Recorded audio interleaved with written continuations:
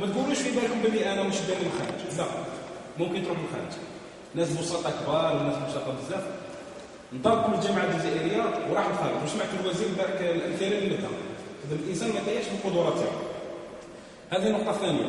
النقطه الثالثه، انا ما نقولوش نشهروا، ولكن نديروا لا بيبليسيتي. سي فري حنا كطلبه نديروا لا بيبليسيتي هذه خارج الاطار الجامعي، الانجازات المحققه في الجامعه. خلينا الانجازات المحققه خارج الاطار الجامعي، خارج الاطار الجامعي اللي احنا نديروا الصوره اللي رانا عايشينها في الجامعه. اخر انجاز حققنا احنا كطلبه في الميتينغ اللي داروا فخامه رئيس الجمهوريه في بن عباس. شحال من عام احنا نطالبوا برفع المنحه، والحمد لله تحققت. المنحه ارتفعت ل 4000 دينار جزائري ابتداء من شهر سبتمبر القادم، وكاين منكم اللي كان حاضر في الخطاب. احنا نعتبره خطاب شهير. هذه خطوه فقط لتحقيق المطالب. حتى الطلبه اللي كانوا يتبعوا في الماجستير والدكتوراه كان عندهم يعني